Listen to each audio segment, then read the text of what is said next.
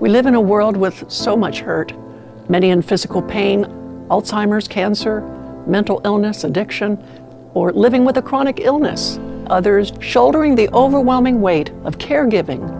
People all around us are suffering. For millennia, people have turned to the Bible to find hope in the midst of endless suffering. And now, for the first time, there's a special edition, the Beyond Suffering Bible, created specifically for those who suffer and for those that love them and care for them. For nearly 50 years, I've lived in a wheelchair, and for many of those years, I have dealt with chronic pain. I know, I understand the heartbreak, the isolation, and the anguish, but I also know the joy that can come even in life's darkest hours. The Beyond Suffering Bible helps us grasp that God is near, with study notes, special features, devotionals, and profiles of others who have valiantly faced suffering. The Beyond Suffering Bible helps people grasp what true healing is all about, and it points them to passages that instill courage.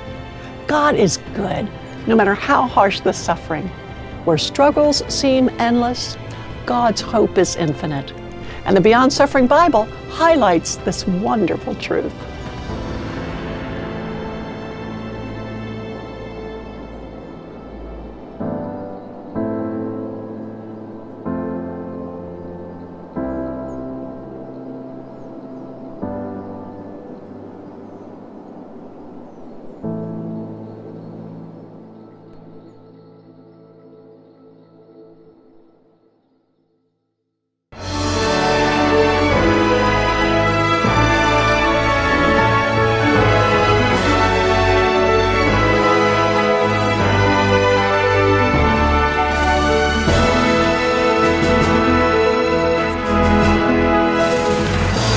Lições Bíblicas Adultos. Lição 9. Como vencer as oposições à obra de Deus.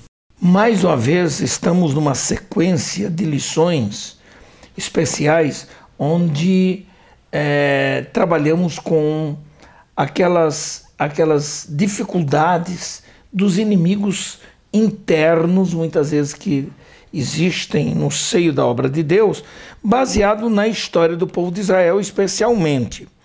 E essa história aqui está no texto de Neemias, no capítulo 4. Neemias, no capítulo 4, no versículos 8 ao 20, que você poderá ver isso depois. E depois em 1 João, no capítulo 4 e 4, e depois capítulo 5 e versículo 5. Eu vou ler apenas para você o textuário escolhido para essa lição, que está em Romanos 8:37, quando diz assim: mas em todas estas coisas somos mais do que vencedores por aquele que nos amou. Como vencer as oposições à obra de Deus? Na lição anterior, nós percebemos e observamos que a construção dos muros em Jerusalém acabou por provocar uma dura resistência por parte de alguns inimigos do povo de Israel, especialmente os samaritanos. Entretanto, nós vamos perceber também que algumas formas dos ataques dos samaritanos, desses inimigos, que eram mais do que inimigos físicos, se tornaram inimigos espirituais, e o modo como os judeus conseguiram vencê-los e concluir aquela obra. E isto é muito importante para levarmos em conta o que estamos estudando aqui nesta oportunidade. Então se pergunta, se temos oposições à obra de Deus e o povo de Israel, povo judeu especialmente, na sua própria terra, depois de concluída a obra, depois de terem festejado com grande alegria e festa tudo que Deus os permitiu, agora na sua vida íntima e na sua relação com Deus e com o povo habitando dentro da cidade, o povo de Israel descobriu que os ataques eram enormes e eles precisavam vencer. E nós vamos aprender um pouquinho sobre a procedência desses tipos de ataques que às vezes acontecem na nossa vida cotidiana. Como Satanás entra em ação exatamente para usar os seus espíritos, os demônios, como hostes espirituais de maldade, para entrarem, invadirem ambientes sadios e produzirem mal-estar no meio do povo de Deus. A Bíblia revela a verdadeira força que está por trás desses ataques.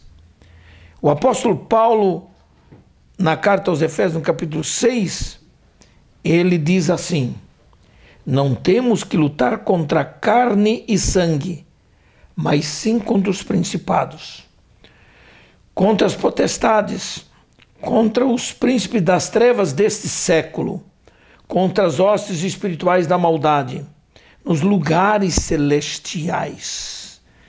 Isso vem mostrar para nós o tipo de luta que nós temos no campo espiritual.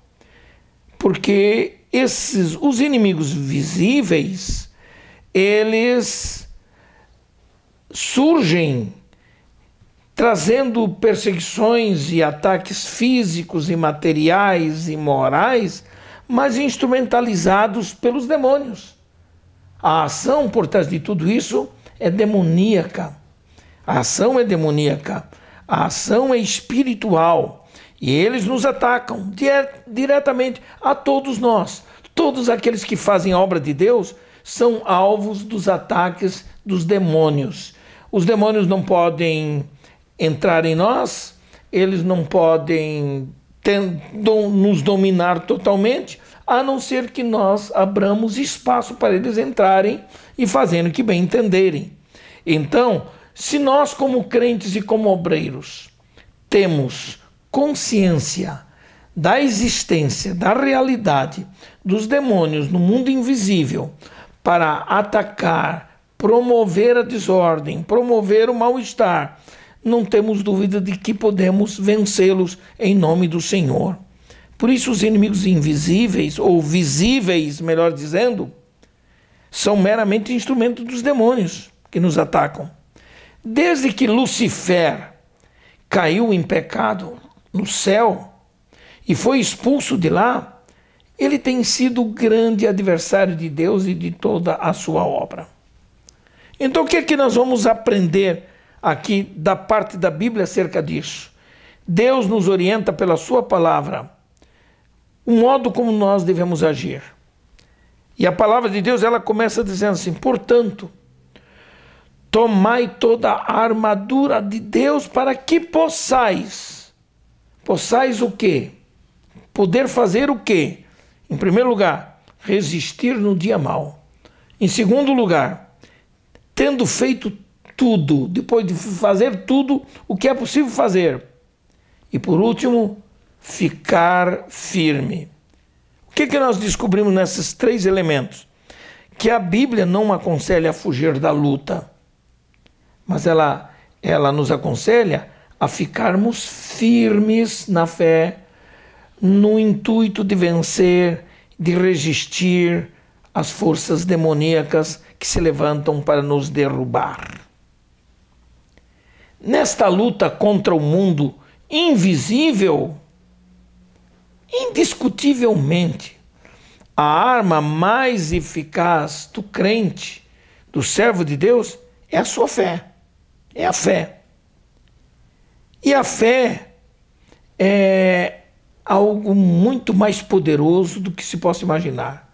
É impossível que essa palavrinha de duas letras e uma acentuação forte, formando fé, tem um poder tão enorme, tão fantástico. A Bíblia diz assim: quem é que vence o mundo senão aquele que crê que Jesus é o Filho de Deus? Está lá em 1 João 5,5. Por isso a Bíblia aconselha o seguinte: milita a boa fé. E fé aqui é mais do que apenas acreditar em alguma coisa, de ser crédula nas coisas. Fé aqui tem um caráter especial. Ela tem um caráter do conteúdo, diz respeito ao conteúdo daquilo que eu creio. Daquilo que eu creio. Militar a boa-fé é pôr em ação todo o conhecimento que eu tenho do que é o Senhor Jesus Cristo na minha vida e pregar sobre ele. A minha fé é demonstrada exatamente nesse conteúdo, nessa crença, nessa convicção. Pela fé nós experimentamos o quê? Experimentamos a operação do Espírito Santo em nossa vida de um modo especial.